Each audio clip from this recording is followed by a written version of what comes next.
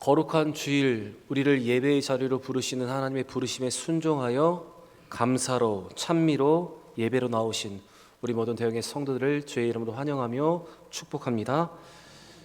이 시간 드리는 이 전심의 예배로 하나님만 주시는 위로, 그 평화, 힘과 능력을 얻는 우리 모든 대형의 성도들이 되시기를 바랍니다.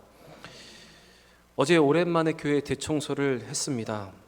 코로나로 인해서 거의 3년 가까이 하지 못했던 대청소였는데 많은 분들이 함께해 주셔서 교회가 많이 정리가 되고 더 깨끗해졌습니다.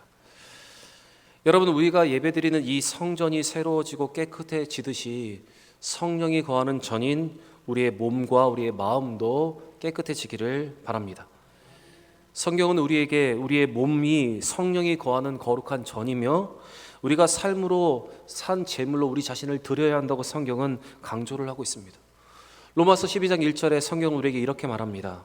그러므로 형제들아, 내가 하나님의 모든 자비하심으로 너희를 권하노니 너희 몸을 하나님이 기뻐하시는 거룩한 산 제물로 드리라.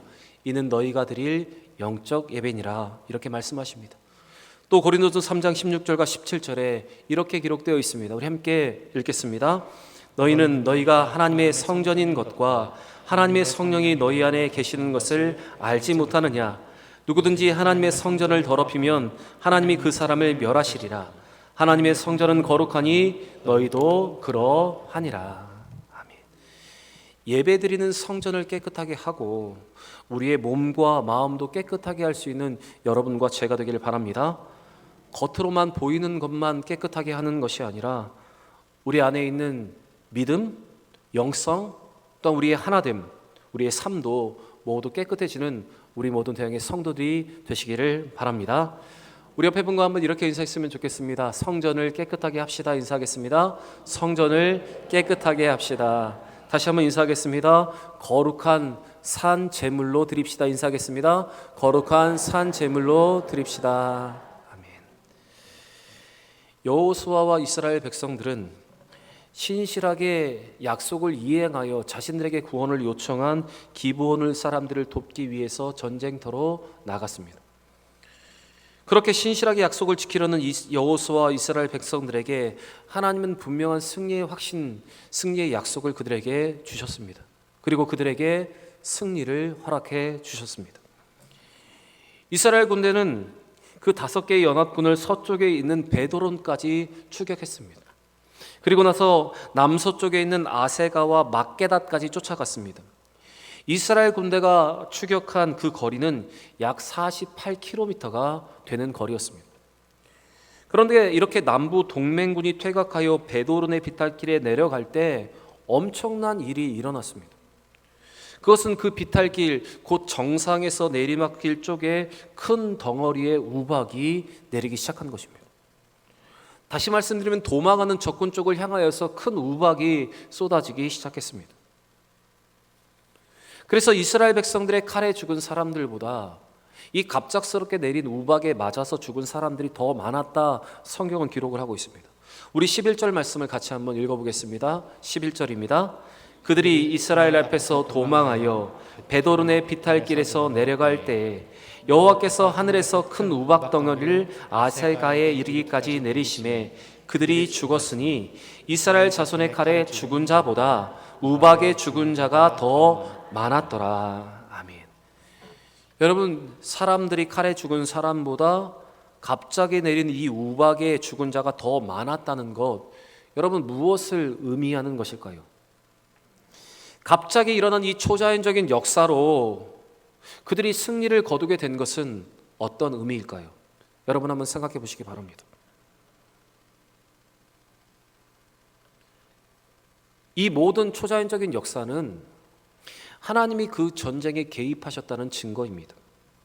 그런데 계속해서 말씀을 보시면 하나님이 그 전쟁에 개입했다는 사실, 그 전쟁에 하나님께 속하였다는 것을 더 확실하게 알게 하는 한 가지의 일이 더 있었습니다. 그것은 이날 전투에서 태양의 중천에 머물러 하루 종일 내려가지 않았다는 것입니다. 자막을 보시면서 12절과 13절 우리 상반절의 말씀을 같이 한번 읽어보겠습니다. 12절과 13절입니다. 여호와께서 아모리 사람을 이스라엘 자손에게 넘겨주시던 날에 여호수아가 여호와께 아뢰어 이스라엘 목전에서 이르되 태양아 너는 기브온 위에 머무르라 달아 너도 야일론 골짜기에서 그리할지어다 하매 태양이 머물고 달이 멈추기를 백성이 그 대적에게 원수를 갚기까지 하였느니라. 아멘. 아마도 퇴각하는 적군을 다 무찌르기에 시간이 부족했던 것 같습니다. 곧 날이 저물면 퇴각하는 군사들을 더 추격할 수 없었기 때문에 여호수아는 하나님 앞에 이렇게 기도하였습니다. 태양과 달이 머물러서 이스라엘 백성이 그 원수를 모두 갚게 해달라는 바로 그 기도를 하나님께 드렸습니다. 하나님은 이런 여호수아의 기도를 들으시고 엄청난 기적을 연출해 주셨습니다. 바로 그것은 태양이 기브온 골짜기에 머무르게 한 것입니다. 오늘 본문의 내용과 창세기 이사야 38장 7절과 또한 열왕기하 20장의 말씀을 보시면 하나님은 그림자가 10도 뒤로 물러가게 하심을 통해서 태양이 멈춰서게 하신 일이 있었습니다. 그런데 이 일을 통해서 보면 거의 하루 24시간 동안 해가 내려가지 않았다는 것을 우리는 알 수 있습니다.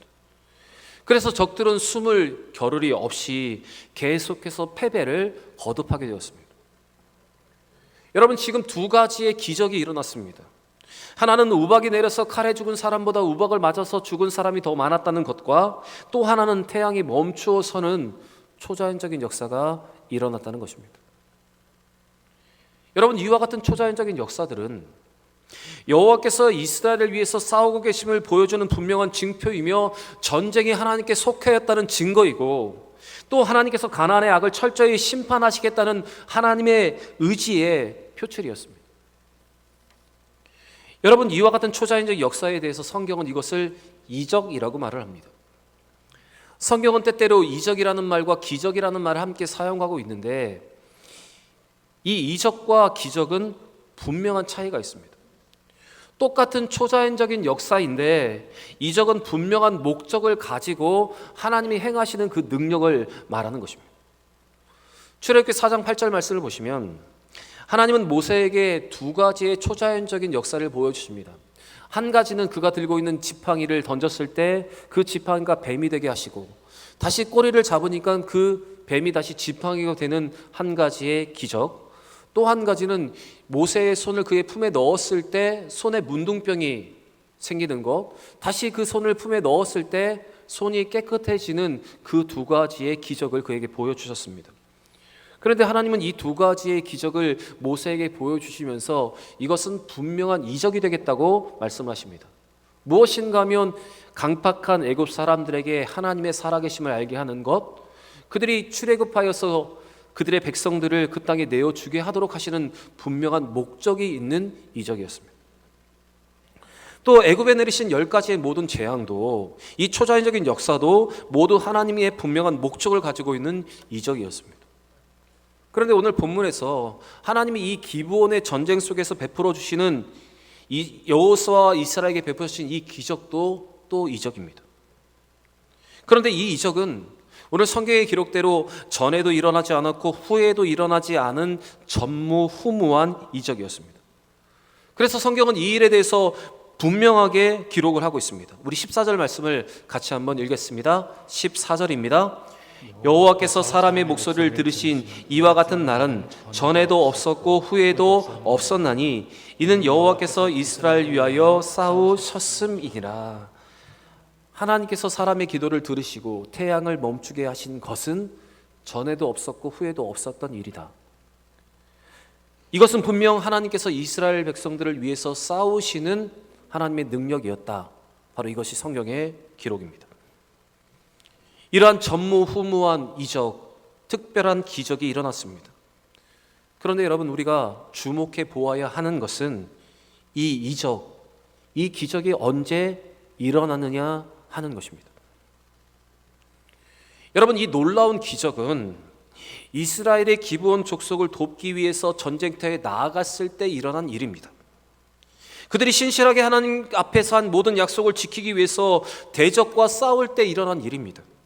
다시 말씀드리면 그들이 하나님의 백성들로서 신실하게 약속을 지키고 믿음으로 살려야 할 때 일어난 특별한 기적이었습니다. 전무후무한 초자연적인 역사, 이 기적은 분명한 목적을 가진 이적이었습니다. 그것은 하나님께서 이 기적을 누구에게 베푸시는가? 하나님이 언제 이 기적을 허락하시는가?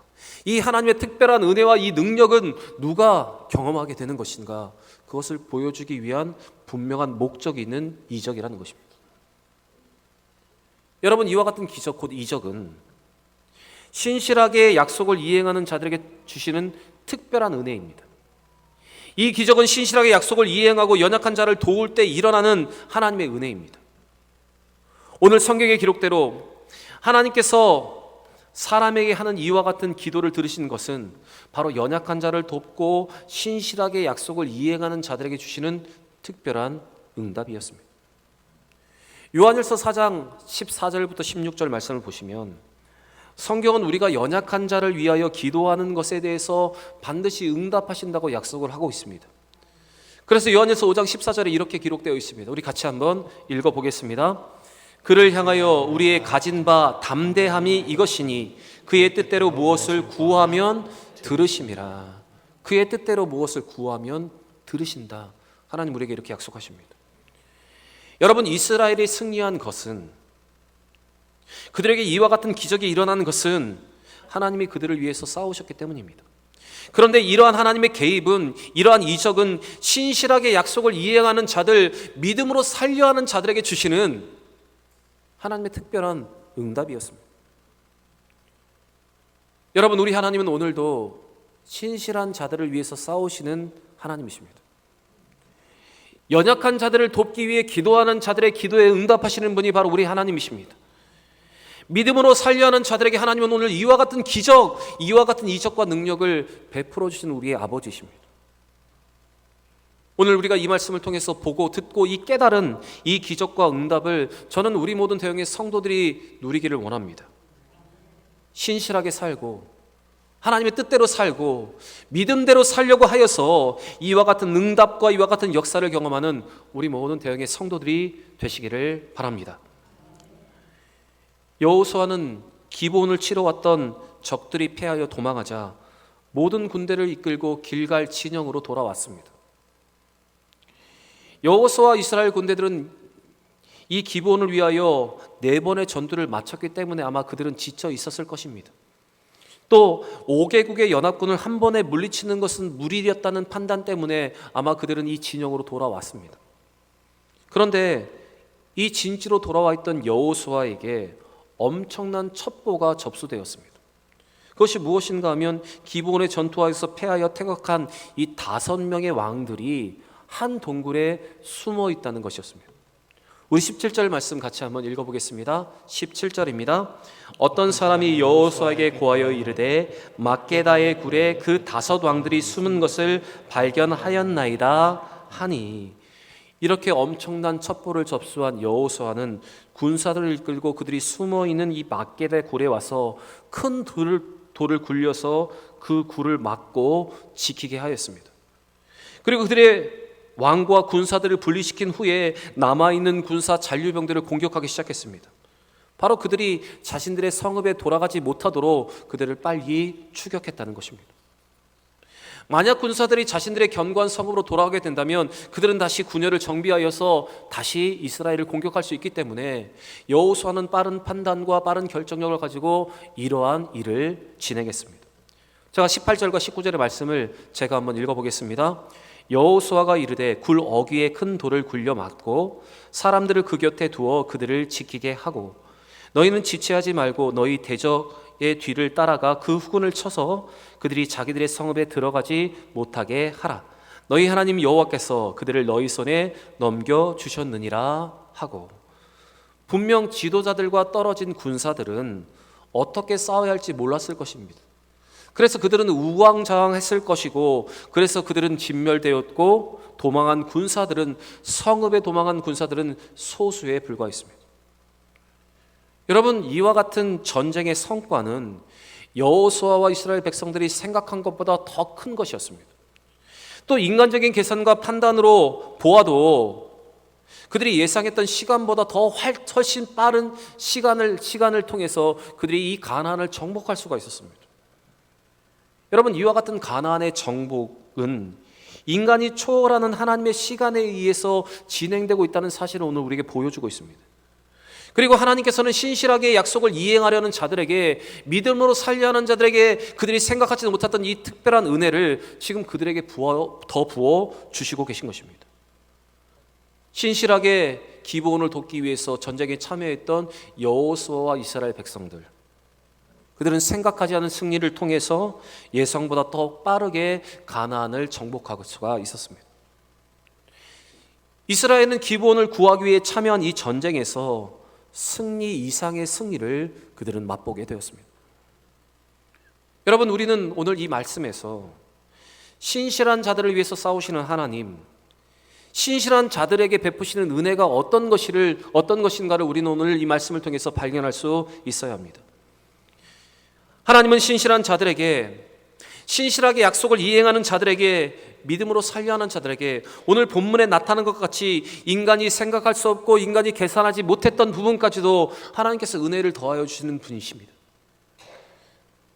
그래서 여러분, 하나님의 뜻대로 살아가는 것은 어쩌면 돌아가는 것처럼 보일 수 있습니다. 세상적인 관점에서 보면 하나님의 뜻대로 살아가는 것은 미련해 보일 수 있습니다. 그러나 여러분, 그것이 오늘 성경의 기록대로 가장 빠른 길이고 가장 빠른 지름길임을 우리는 기억해야 합니다. 하나님 앞에 산 약속을 이행하는 것은 손해인 것처럼 보일 수 있지만 그것은 손해가 아니라 더 남는 일이고 오늘 성경에 기록같이 더 능력 있는 일이라는 사실을 여러분, 우리의 가슴에 새길 수 있기를 원합니다. 여러분, 이것이 우리의 믿음 아닙니까? 하나님께 드릴 때, 하나님 앞에 약속을 이행할 때 하나님은 더 많은 것을 우리에게 허락해 주신다. 하나님 우리의 삶에 개입하셔서 하나님의 능력을 보여주신다.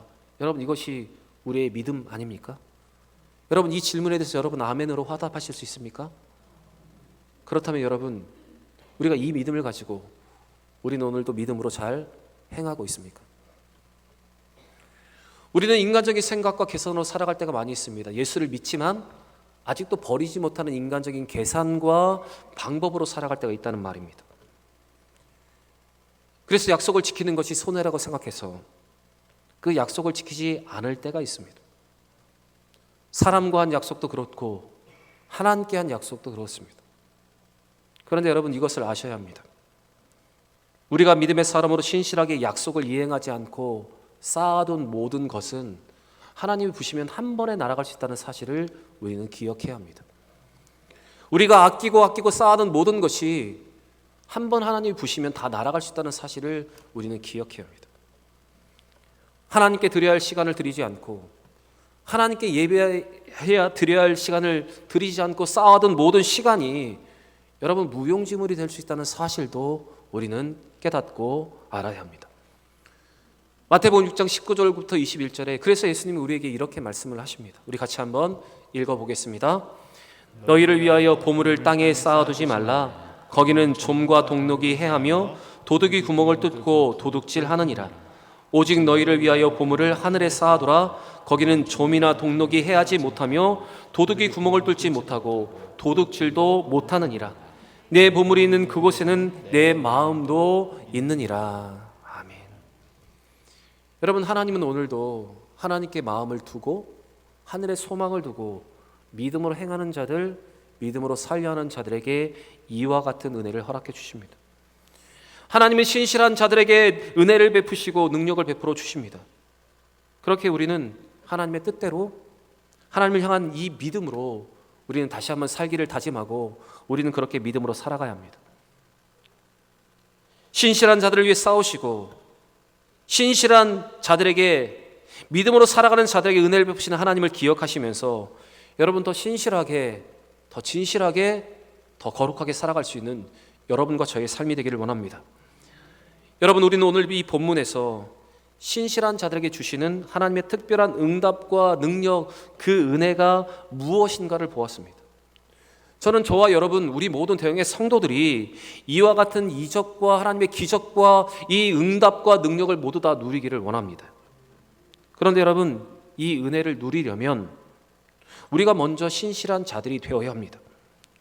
우리가 신실하게 진실하게 믿음으로 살아야 우리는 이러한 능력과 은혜를 누릴 수 있습니다. 우리가 이렇게 살지도 않으면서 우리가 하나님 앞에 그렇게 구하는 것은 어쩌면 우리의 연약한 믿음일지 모릅니다. 호세아 4장 2절의 말씀을 보시면 하나님의 징계를 받기 전, 멸망하기 전에 북왕국 이스라엘의 모습이 생생하게 기록되어 있습니다. 바로 멸망당하기 전에 그들의 모습은 바로 이것입니다. 사랑하는 자도 없고 신실한 자도 없고 하나님을 알아주는 자도 없고 맹세를 지키는 자도 없었다. 바로 이것이 멸망 직전의 북왕국 이스라엘의 모습입니다. 여러분, 이것이 마지막 때의 모습입니다. 여러분, 우리는 세상에서 이런 모습을 보게 될 때마다 마지막 때 하나님의 징계에 따라 가까웠다는 사실을 알고 우리는 더 진실하게 믿음으로 살아갈 수 있어야 하는 것입니다. 시편 18편 25절 새번역 성경에는 우리가 하나님 앞에 믿음으로 살아갈 때, 신실하게 살아갈 때 하나님의 어떤 은혜를 우리에게 주시는가가 분명히 기록되어 있는데, 우리 성경을 보시면서, 자막을 보시면서 시편 18편 25절부터의 말씀을 같이 한번 읽어보겠습니다.